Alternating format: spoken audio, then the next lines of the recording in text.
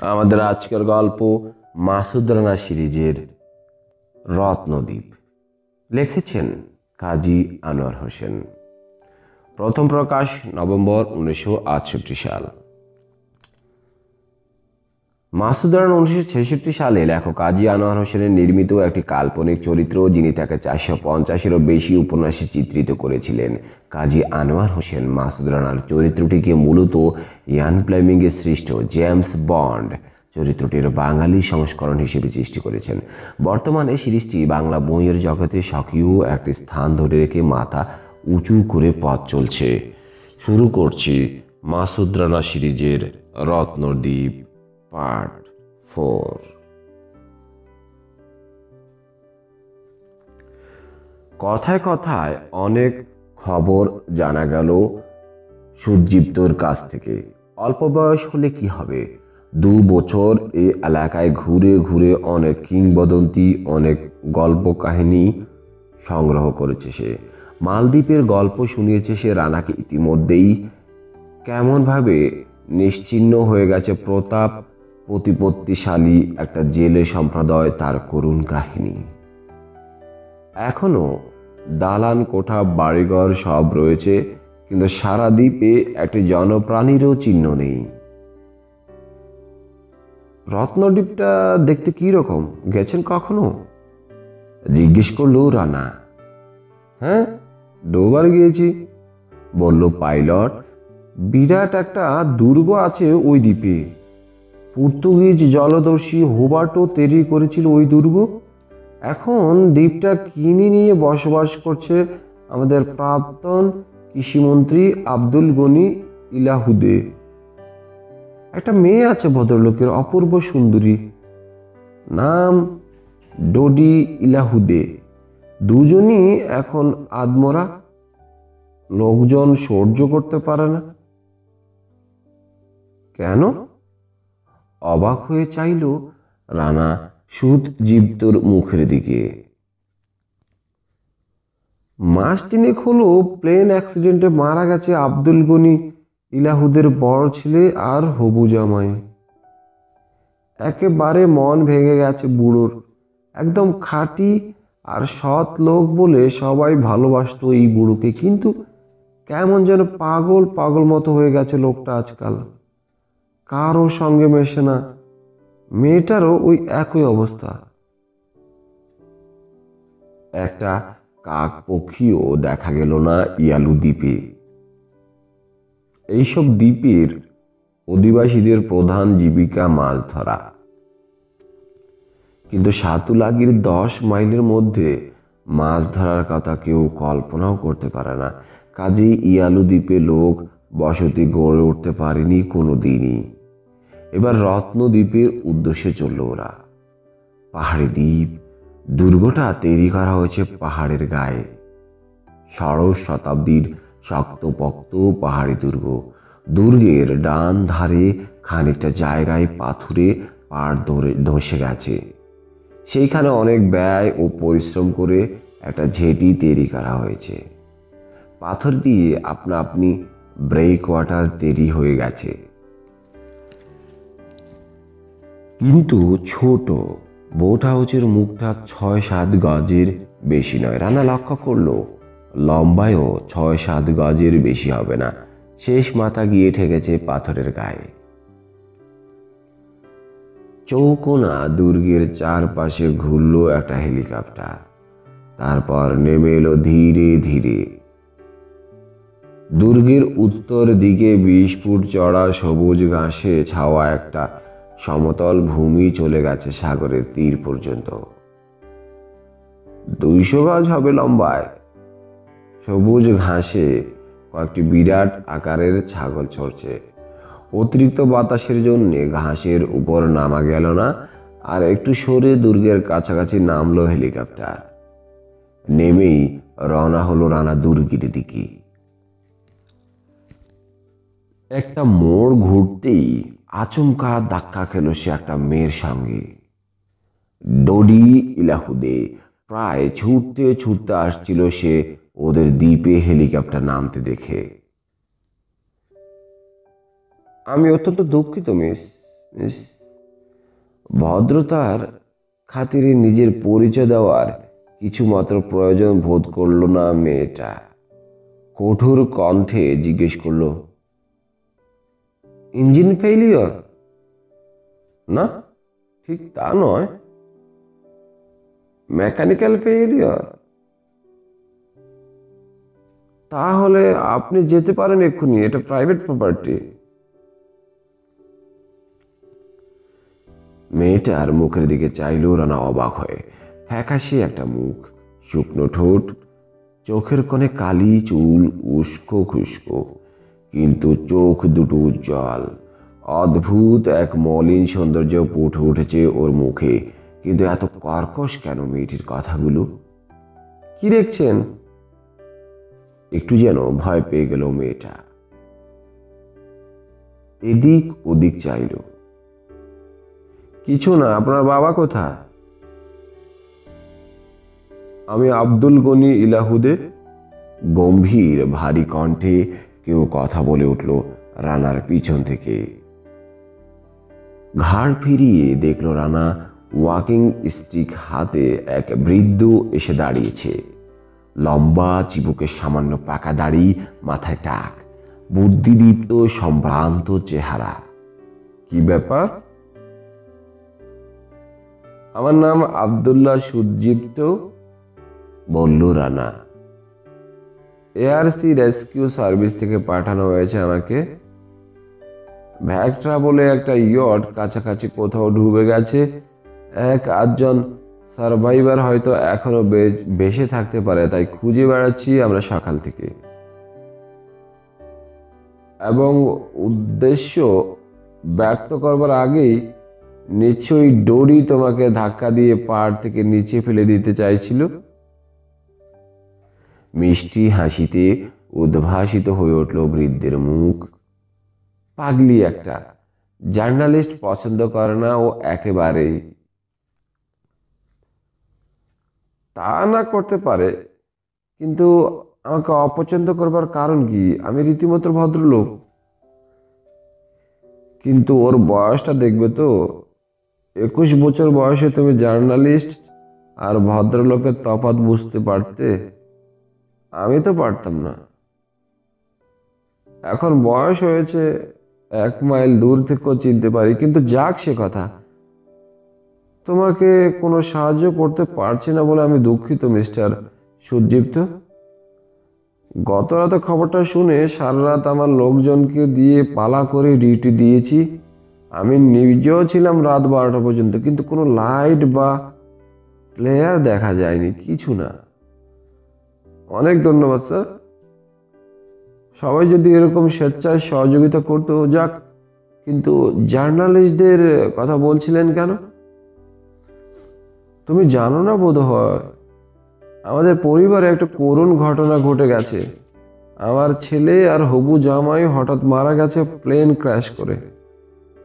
আমরা একটা private beach craft ছিল, আমার ছেলেই চালাতো। এই যে সবুজ স্ট্রিপ দেখছো, সোজা উত্তর দিকে চলে গেছে। সেদিন সকালে ওরা দুজন এখান থেকেই টেক অফ করেছিল। দুর্ঘটনার সংবাদ ছড়িয়ে পড়তেই ঝাঁকে ঝাঁকে জার্নালিস্ট এসে কে কার চেয়ে বেশি খবর জোগাড় করতে পারে তার প্রতিযোগিতা আরম্ভ করে দিয়েছিল। ফল বুঝতেই পারছো। এখন লোক দেখলেই তাড়াতে চায় ডোডি, পাছে আবার ওকে সেই মর্মান্তিক ঘটনার কথা স্মরণ করতে হয়। যাক, চা খাবে? অনেক ধন্যবাদ স্যার, কিন্তু দিনের আলো পুড়িয়ে যাচ্ছে আর আধ ঘন্টা সময় আছে হাতে। নিশ্চয়ই নিশ্চয়ই, আমি ভুলেই গিয়েছিলাম। ঠিক আছে, রওনা হয়ে যাও। কিন্তু বিশেষ আশা আছে বলে তো মনে হচ্ছে না আমার কাছে। সত্যিই নেই, কিন্তু তবু চেষ্টা করতে হবে, বুঝতেই পারছেন। হ্যাঁ, wish you success young man. রানার হাত জাগিয়ে দিল বৃদ্ধ। ডোডিও এক টুকরো নকল হাসি উপহার দিল। চলে এলো রানা হেলিকপ্টারে। তেলও বেশি নেই, সময়ও নেই। এবার কোন দিকে? জিজ্ঞেস করলো সুদীপ্ত। এবার এই যে ঘাসের এয়ার স্ট্রিপ দেখছেন, এটা ধরে খুব ধীরে ধীরে সমুদ্রের দিকে চলুন। তাই করলো সুদীপ্ত অত্যন্ত মনোযোগের সঙ্গে। কি যেন দেখলো রানা নিচের দিকে চেয়ে, তারপর সোজা উত্তরের দিকে চালাতে বলল। দৃষ্টির আড়ালে গিয়েই সাউলানের দিকে ঘুরল হেলিকপ্টার। ফিরে আসছে ওরা। দিনটা কি শুধু শুধুই গেল মিস্টার মাসুদ রানা? যা খুঁজছিলেন পেলেন না? জিজ্ঞেস করলো সুদীপ্ত। পেয়েছি। পেয়েছেন? বিস্মিত দৃষ্টিতে চাইল পাইলট রানার মুখের দিকে। কি জিনিস পেলেন দেখালেন না? সারাটা দিন হাড়ভাঙ্গা খাটুনি খাটলাম, তন্ন তন্ন করে দুজন একসাথে খুঁজলাম, অথচ জিনিসটা পেলেন একটি বারও বললেন না আমাকে। একটু যেন অভিমান প্রকাশ হয়ে পড়ল সুদীপ্তর কণ্ঠস্বরে। আমি আসলে কয়েকটা তথ্য খুঁজছিলাম আব্দুল্লাহ, দেখাবার মতো জিনিস সেগুলো নয়। মৃদু হেসে বলল রানা। সূর্য অস্ত গেছে বেশ কিছুক্ষণ হয়। নিচটা অন্ধকার হয়ে গেছে। সাউলানের দক্ষিণতম পয়েন্টে এসে উপস্থিত হলো ওরা। আবছা মতো দেখা যাচ্ছে সি বিচটা। নামা কি ঠিক হবে? কিন্তু পাখোয়াজ পাইলট আব্দুল্লাহ সুদীপ্ত। ভাবনার লেশ মাত্র নেই ও চোখ মুখে নিশ্চিন্ত হলো রানা, কারণ এতক্ষণের সান্নিধ্যে বুঝে নিয়েছে হেলিকপ্টার সেও চালাতে জানে, কিন্তু আব্দুল্লাহর মতো চালাতে হলে আরো 5 বছরের ট্রেনিং নিতে হবে ওকে। যাক, এখন এসব চিন্তা কেবল জঙ্গলের মধ্য দিয়ে বোটের কাছে গিয়ে পৌঁছানো। এবার দৌড়াতে হবে না, এই যাবার বৃষ্টিটাও নেই। ল্যান্ডিং লাইট জ্বালাবার জন্য সুইচের দিকে হাত বাড়ালো সুদীপ্ত, কিন্তু ঠিক সেই মুহূর্তে জ্বলে উঠল আলো। হেলিকপ্টার থেকে নয়, নিচে থেকে। তীব্র উজ্জ্বল সার্চ লাইট জ্বলে উঠল সাগর থেকে। আলোয় আলোময় হয়ে গেল ককপিট। ঝট করে মাথাটা এক পাশে সরালো রানা, চোখ জলসানো আলো থেকে বাঁচবার জন্য। সেই অবস্থায় দেখলো এক হাত তুলে চোখ ঢাকলো সুদীপ্ত। পর মুহূর্তে বাঁকা হয়ে গেল সামনের দিকে। রক্তে ভিজে লাল হয়ে যাচ্ছে শার্টটা, ঝাঁঝরা হয়ে গেছে বুক মেশিন গানের গুলিতে। মাথা নিচু করে সিট থেকে নেমে আত্মরক্ষার চেষ্টা করলো রানা। ঝাঁকে ঝাঁকে গুলি এসে চুর করে দিল উইন্ডস্ক্রিন। হেলিকপ্টারটা কন্ট্রোলের বাইরে চলে যাচ্ছে। নাকটা নিচু হয়ে গেছে বেশ খানিকটা, সরে যাচ্ছে ল্যান্ডিং গ্রাউন্ড থেকে। মৃত পাইলটের হাত পিস লিভার থ্রাটল থেকে সরিয়ে ওটা ঘুরাতে গেল রানা। এমন সময় দিক পরিবর্তন করলো বুলেটগুলো। খটাং খটাং করে ইঞ্জিন ক্যাসিং এর গায়ে এসে লাগছে এখন গুলিগুলো। হঠাৎ বন্ধ হয়ে গেল ইঞ্জিন, যেন কেউ অফ করে দিল ইগনিশন সুইচ। আর কিছুই করবার নেই রানার, সোজা গিয়ে পড়বে এখন হেলিকপ্টার সমুদ্রে। তীব্র একটা ঝাঁকুনির জন্য প্রস্তুত হলো রানার শরীর। যতটা আশা করেছিল তার চাইতে অনেক বেশি জোরে ঝাঁকুনি খেল সে। মাথা জোরে ঠুকে গেল মেজের সঙ্গে। পাহাড়ের উপর পড়েছে আসলে হেলিকপ্টারটা। নিজের অজান্তে প্রাণ বাঁচানোর তাগিদে হামাগুড়ি দিয়ে এগোলো রানা, কিন্তু দরজা দিয়ে বেরোতে পারল না। মাথা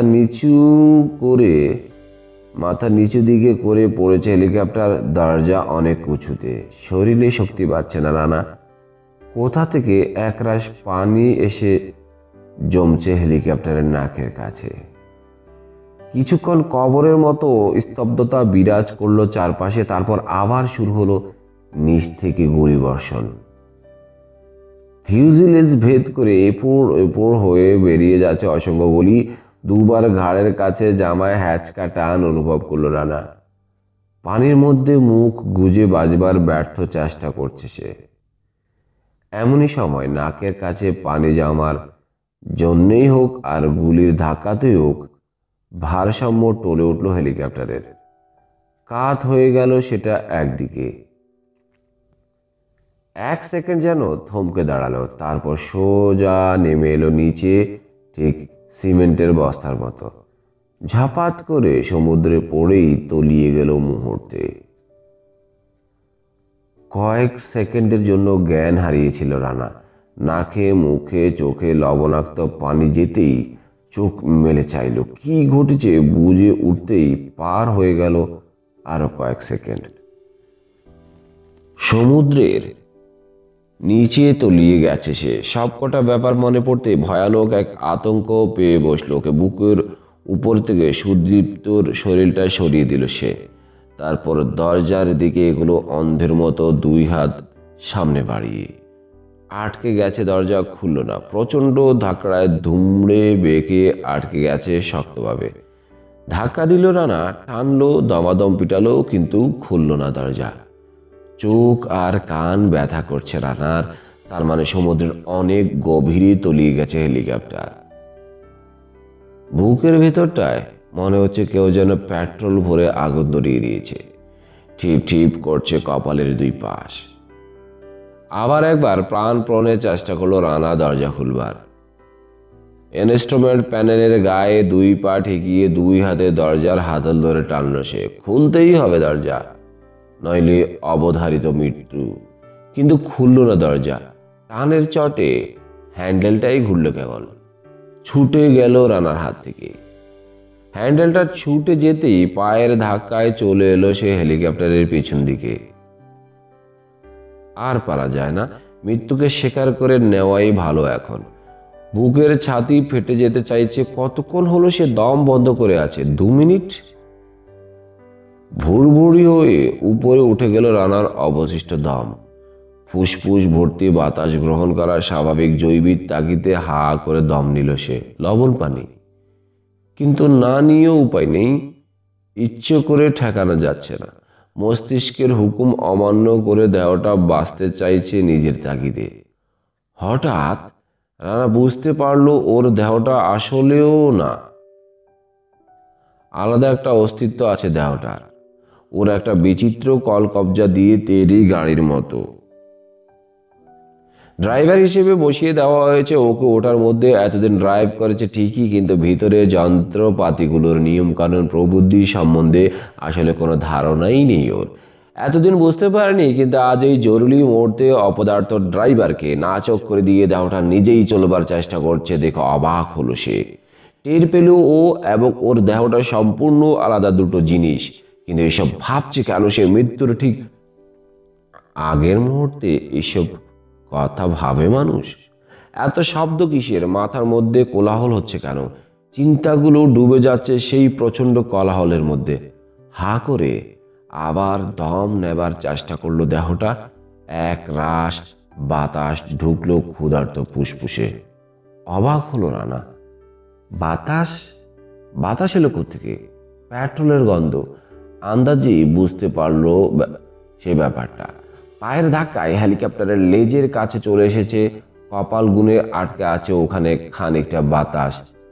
বেরিয়ে যাওয়ার সুযোগ পায়নি। বুক ভরে শ্বাস নিল কয়েকবার রানা। আবার ওর কন্ট্রোলে চলে এলো দেহটা। বুকের উপর থেকে সরে গেল সাঁড়াশির চাপ। কতখানি বাতাস আছে? অন্ধকারে দুই হাত বাড়িয়ে বোঝার চেষ্টা করলো রানা। ঠিক বোঝা গেল না, কিন্তু আন্দাজ করা গেল 10-15 মিনিট অনায়াসে বাঁচতে পারবে সে।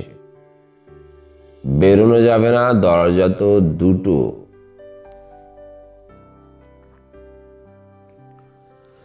কথাটা মনে আসতেই বুক ভরে দম নিয়ে ডুব দিল রানা। 15 ফুট নিচে পাইলটের পাশের দরজাটা খুঁজে বের করলো সে হাতড়ে হাতড়ে। দরজা নেই, দরজার ফাঁকটা আছে। রানার পাশের দরজাটা ধাক্কা খেয়ে দুমড়ে গিয়ে আটকে গেছে, আর সেই ধাক্কাতেই পাইলটের পাশের দরজাটা খুলে হা হয়ে গিয়েছিল। ফিরে এলো রানা আবার লেজের দিকটায়। এখন উপরে ওঠা ঠিক হবে না। পিস্তল আর সাব মেশিন গান হাতে নিশ্চয়ই অপেক্ষা করছে ওরা। সহজে যাবে না ওরা। রানার মৃত্যু সম্পর্কে নিশ্চিত না হয়ে কিছুতেই যাবে না। সমুদ্রের দিক থেকেই এসেছিল সার্চ লাইটের আলো। নিশ্চয়ই বোটে করে এসেছে ওরা। এখন ঠিক যেখানটায় হেলিকপ্টারটা তলিয়ে গেছে সেখানটায় এসে অপেক্ষা করছে পানিতে আলো ফেলে। আশা করছে যে কোনো মুহূর্তে ভুস করে বেশি উঠতে পারে কেউ। যদি কখনো কর্ণফুলীতে ফিরতে পারে তাহলে কি জবাবদিহি করবে সে কমোডোর জুলফিকারের কাছে? রাশেদ খলিলের মৃত্যুর জন্য মুখে কিছু না বললেও মনে মনে তাকেই দায়ী করেছেন কমোডোর।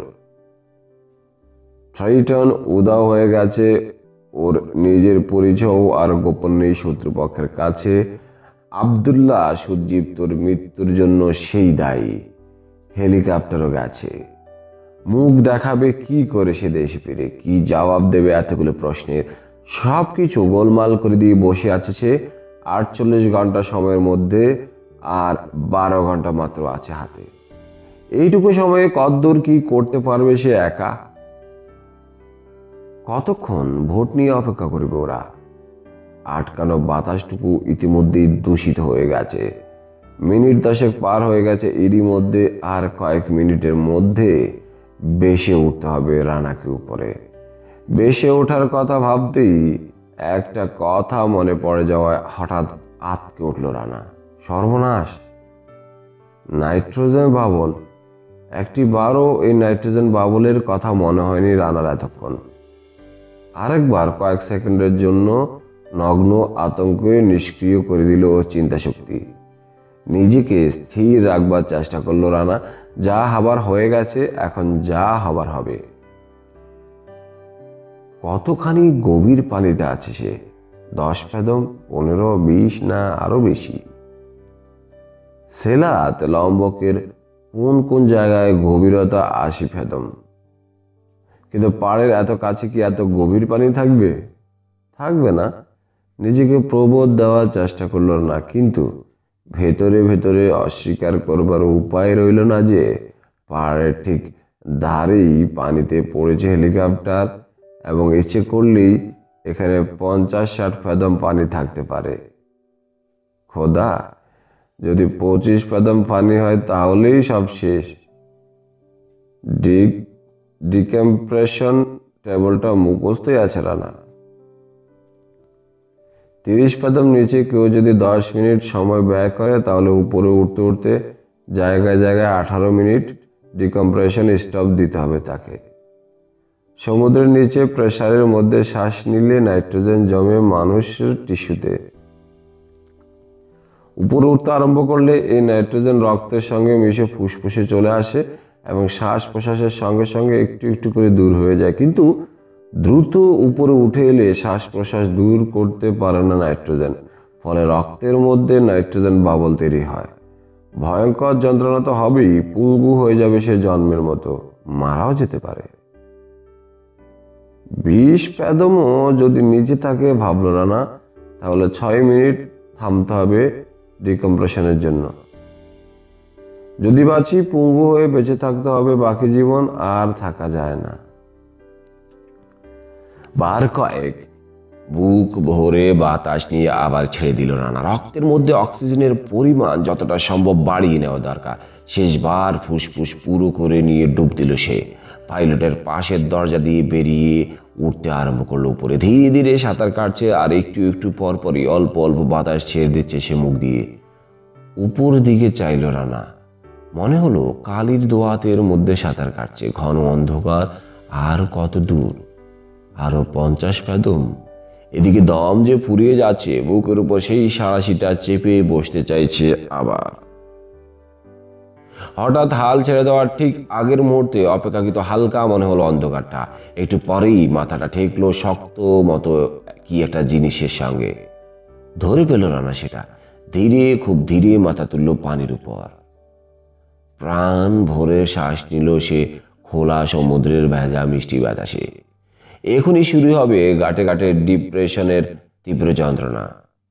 নিজেকে প্রস্তুত করলো না, কিন্তু কিছুই ঘটল না। 15 ফেদম হলেও যন্ত্রণা থেকে রেহাই পাওয়া যেত না।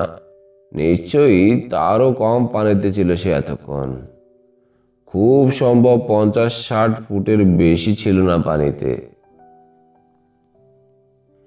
কি জিনিস আঁকড়ে ধরে আছে আগেই বুঝতে পেরেছিল রানা। এবার মনোযোগ দিল তার প্রতি। হাল এখনো রয়েছে ভোটটা। ঠিক ওদের ভোটের তলায় উঠেছে রানা। বেশ বড়সড় একটা ভোটের হাল ধরে ঝুলছে সে এখন। ভাগ্যিস প্রপেলারের কাছে উঠিনি, তাহলে ধরটা আলাদা হয়ে যেত মাথা থেকে। আশেপাশে সমুদ্র ভোটের আলোয় আলোকিত। চার্চ লাইটটা এখনো খুঁজছে ওকে অক্লান্তভাবে। একটি লোককেও দেখতে পাচ্ছে না রানা, কিন্তু ওরা কি করছে বুঝতে অসুবিধা হলো না ওর। পানির দিকে নজর রেখে অপেক্ষা করছে ওরা। সেফটি ক্যাচগুলো সব অফ করা তৈরি।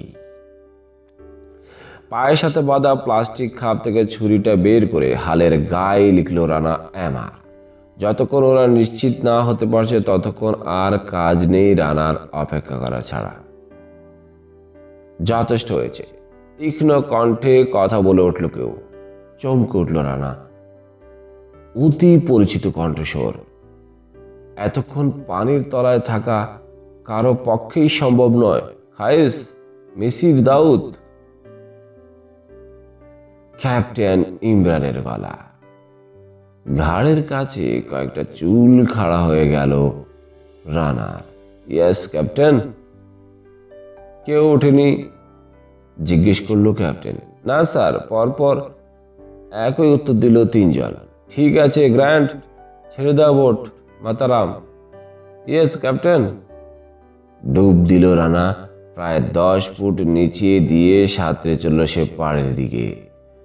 মাথার উপর পানিতে তোড়পাড় তুলছে প্রোপেলার। প্রায় 1.5 মিনিট পর অতি সাবধানে মাথা তুলল রানা পানির উপর।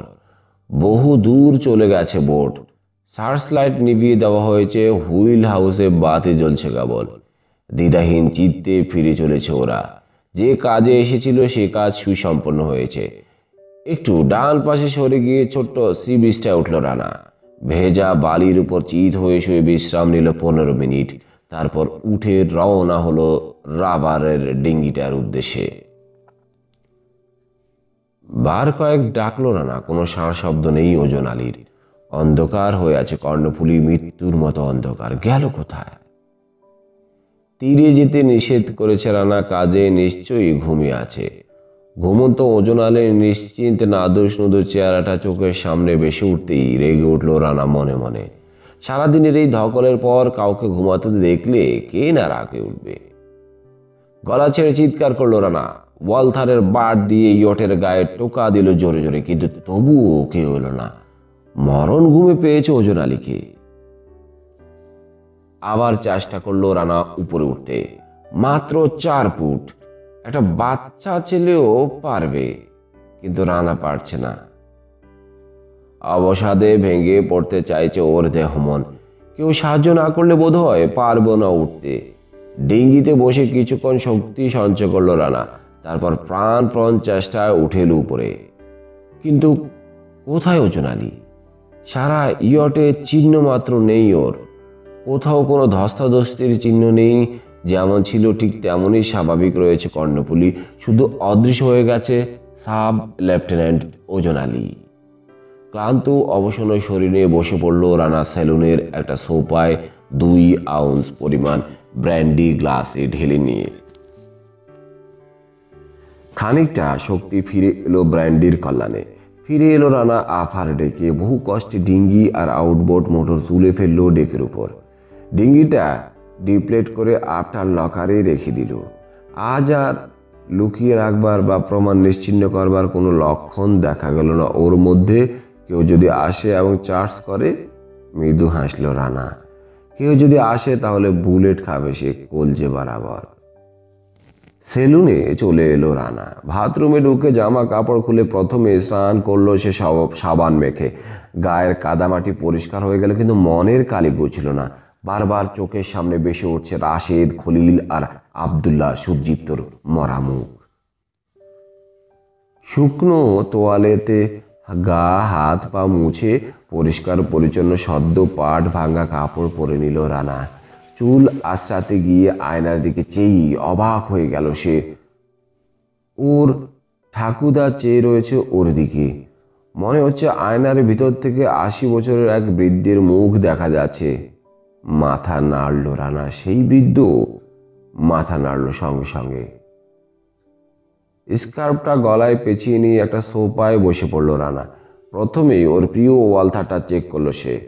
ইজেক্টার স্প্রিং ঠিক আছে, ম্যাগাজিন ফুল, বার কয়েক দ্রুত এইম করলো সে দরজার হাতলের দিকে। ঠিক আছে, চলবে। আধ গ্লাস ব্যান্ডি ঢেলে নিয়ে পাশের টিপোয়ের উপরে রাখলো রানা। তারপর সিগারেট ধরালো একটা। কয়েক মিনিটের জন্য গভীর চিন্তায় ডুবে গেল সে। ধ্যান বাংলো একটা ইঞ্জিনের শব্দ কানে যেতেই। এই ইউটের দিকেই এগিয়ে আসছে কোনো ভোট। শেষ টান দিয়ে সিগারেটটা টিপে মারলো রানা স্ট্রেতে। টুক করে অবশিষ্ট ব্যান্ডিটুকু গিলে ফেললো। তারপর স্যালুনের বাতিটা অফ করে দিয়েই খোলা দরজার পাশে ছেটে গেল দেওয়ালের গায়ে। যতদূর সম্ভব ওজন আলী। কিন্তু তাহলে কাঠের ডিঙ্গিটা নিয়ে যায়নি কেন সে? ওটা যেখানে ছিল সেখানেই রয়েছে, তাই এই সাবধানতা। মোটর বোটের ইঞ্জিন প্রথমে স্লো হলো, তারপর নিউট্রাল। আস্তে ধাক্কা খেলো সেটা ইউটের গায়ে। কয়েকজনের কথাবার্তার শব্দ। কেউ একজন উঠল ইউটে। আবার জোর আওয়াজ শোনা গেল ইঞ্জিনে। জোরে জোরে পা ফেলে সেলুনের ছাদের উপর দিয়ে হুইল হাউসের দিকে চলে গেল একজন লোক। একটা ব্যাপার নিশ্চিত হলো রানা, লোকটা আর যেই হোক ওজন আলী নয়। কিন্তু এমন আত্মপ্রত্যয়ের সঙ্গে হাঁটছে কেন লোকটা? গোপনীয়তার কোনো প্রয়োজনই বোধ করছে না কেন? ও কি স্থির নিশ্চিত যে কেউ বাধা দেবে না ওকে? রানার মৃত্যু সম্পর্কে নিশ্চিত হতে পারে, কিন্তু ওজন আলী? তবে কি ওজন আলী কেউ? পিস্তলটা হাতে চলে এলো রানার। ক্লিক করে খুলে গেল হুইল হাউসের দরজা। ধড়াম করে লেগে গেল আবার। টর্চ জেলে সিঁড়ি বেয়ে নেমে এলো লোকটা সেলুনের ভিতর। নেমেই থামলো সে। টর্চটা এদিক ওদিক ঘুরিয়ে লাইটের সুইচটা খুঁজছে এখন। বিদ্যুতের মতো এগিয়ে এলো রানা। বাম হাতে গলা পেঁচিয়ে ধরে হাঁটু দিয়ে জোর এক গুঁতো লাগালো সে লোকটার পেছন দিকে। ডান হাতে ধরা পিস্তলটা ততক্ষণে চেপে বসেছে লোকটার কানের উপর। কোকিয়ে উঠল লোকটা এ আচমকা আক্রমণে। এটা হিয়ারিং এড না মিস্টার? এটা একটা পিস্তল, বলল রানা। 32 ক্যালিবারের ওয়ালথার পিপিকে। একটু নড়াচড়া করলেই গুলি বেরিয়ে যাবে। কিছু যেন বলবার চেষ্টা করলো লোকটা, কিন্তু গলা দিয়ে গড় গড় শব্দ বেরোলো কেবল। একটু পিছন দিকে বাঁকা হয়ে স্থির হয়ে রইল সে, পাছে ভুল বুঝে গুলি করে বসে রানা। বাম হাতে লাইটের সুইচটা অন করো। গলাটা একটু ঢিল দিয়ে বলল রানা, কিন্তু খবরদার, খুব ধীরে, অতি ধীরে, অতি সাবধানে বাম হাত বাড়িয়ে সুইচ অন করলো লোকটা। উজ্জ্বল আলোয় আলোকিত হয়ে গেল ঘরটা। এবার দুই হাত মাথার উপর তুলে দাঁড়াও। কোন রকম কৌশলের চেষ্টা করলে নিজ দায়িত্বে করবে, সাবধান। আদেশ পালন করলো লোকটা নিখুঁতভাবে। বেটা আদর্শ বন্দি, ভাবল রানা। গুনে গুনে 3 পা পিছিয়ে এলো সে। তারপর পিস্তলটা ঠিক ওর পিঠের উপর স্থির রেখে হুকুম করলো, ঘুরে দাঁড়াও। ধীরে ধীরে ঘুরে দাঁড়ালো লোকটা রানার দিকে। ভ্রুজোড়া কোচকানো, অগ্নিবর্ষণ করছে ভাটার মতো জুই চোখ। ক্লিন শেভেন মুখটা লাল হয়ে গেছে রাগে। কমোডোর জুলফিকার। চাট করে পিস্তলটা পকেটস্থ করে জিভ কাটল রানা। বলল, দরজায় নক করা উচিত ছিল স্যার। আবার কথা বলে। খেপে উঠলেন কমোডোর। এটা কি ধরনের ভদ্রতা জানতে চাই আমি। অতিথিদের অভ্যর্থনা করবার এটা কোন ধরনের রীতি মাস্টার না? বসে পড়লেন কমোডোর একটা সোফায়। লম্বকে অন্তত আমার কোনো বন্ধু নেই, অতিথি নেই স্যার। এখানে কেবল শত্রু আছে আর আত্মাই আছে। যেই এই উঠে আসবে সেই শত্রু, কিন্তু আপনাকে তো আশা করিনি স্যার। আপনি হঠাৎ? হ্যাঁ, হঠাৎ আসতে হয়েছে আমাকে। ঘন্টা 2 আগে এসে পৌঁছেছি। ট্রেডটনে কত টাকার অ্যামারেন্ট ছিল জানো? রানার অনিচ্ছাকৃত অপরাধ বেমালুম ভুলে গেলেন তিনি। নতুন খবর শুনে তাক লাগিয়ে দেওয়ার কথা মনে আসতেই, প্রায় কোটি টাকার মতো, বলল রানা। 33 কোটি। চোখ বড় বড় করে রানাকে শব্দ দুটোর তাৎপর্য বোঝাবার চেষ্টা করলেন তিনি।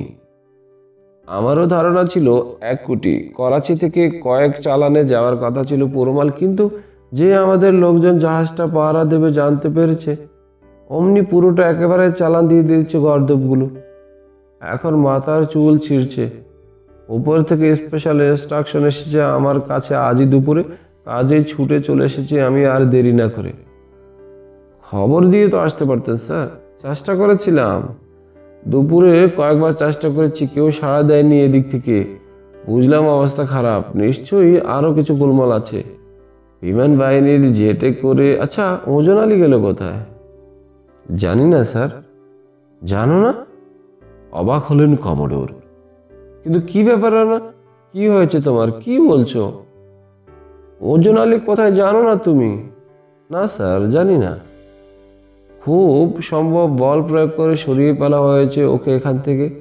ঠিক জানি না। 2 ঘন্টা আগে এসেছেন আপনি। এই 2 ঘন্টা কোথায় ছিলেন স্যার? কর্ণফুলী তো আসেননি একবারও। এসেছিলাম। এই যে বোটটা আমাকে নামিয়ে দিয়ে গেল, আরমেডা সামুডেরা, অর্থাৎ ইন্দোনেশিয়ান নেভির রেস্কিউ বোট, এতে করে এসেছিলাম। তোমাদের কাউকে দেখলাম না। খাওয়া দাওয়ার বিশেষ বন্দোবস্ত নেই দেখে চলে গেলাম সাররাসে। সাররাসে? অবাক হয়ে কয়েক সেকেন্ড চেয়ে রইল রানা কমোডরের মুখের দিকে। তারপর হঠাৎ মনে পড়ল, ও আচ্ছা, আপনি বলেছিলেন ওসমান খান আপনার ক্লাস ফ্রেন্ড। এম আলী খানকেও চেনেন আপনি? হ্যাঁ, ডিনারটা ওখানেই সেরে নিলাম। বিরিয়ানি করেছিল আজ। কেমন দেখলেন আপনার বাংলো বন্ধুকে? মানে? অবাক হলেন কমোডোর একটু। কেমন আবার দেখবো, ভালোই। আর বেগম ওসমান খান? কমোডোরকে একটু ইতস্তত করতে দেখে নিজে উত্তরটা দিল রানা। বিশেষ সুবিধার নয়, তাই না স্যার? অসুখী, ফ্যাকাশে চেহারা, কালি পড়েছে চোখের কোলে। স্বামী অত্যন্ত দুর্ব্যবহার করে তার সঙ্গে, শারীরিক এবং মানসিক অত্যাচার করে। গতকাল রাতে তো আমাদের সামনেই বিশ্রীভাবে অপমান করেছে তাকে আপনার বাল্যবন্ধু। এম আলী খানের হাতে দড়ি দিয়ে বেঁধে রাখার চিহ্ন দেখতে পেয়েছি কাল আমি। অসম্ভব, একেবারে অসম্ভব, বললেন কমোডোর। আমি ওর আগের বউকেও চিনতাম। বেচারি মারা গেছে মাস 4 আগে, সুখী। আগের মিসেস খান মেন্টাল হসপিটালে চিকিৎসাধীন ছিলেন। তাতে কি আছে, ওরা পরস্পরকে অসম্ভব ভালোবাসত না। হে, মানুষ এভাবে বদলে যেতে পারে না। ওসমান অত্যন্ত ভদ্রলোক। ঠিক আছে, আপনি বলুন না স্যার, বর্তমানে বেগম খানকে কেমন দেখলেন? খাওয়া দাওয়া শুরু হয়ে যাওয়ার পর বেশ খানিকটা পরে এসেছিল এম আলী, বললেন কমোডোর চিন্তান্বিত কণ্ঠে। আমি তখন অবশ্য খাওয়া নিয়ে ব্যস্ত ছিলাম, কিন্তু ওর শরীরটা বিশেষ ভালো বলে মনে হলো না। জিজ্ঞেস করায় বলল, হঠাৎ পা পিছলে যাওয়ায় কপালের ডান দিকে খানিকটা জায়গা ছেঁচে গেছে ইয়টের গার্ড রেলে লেগে।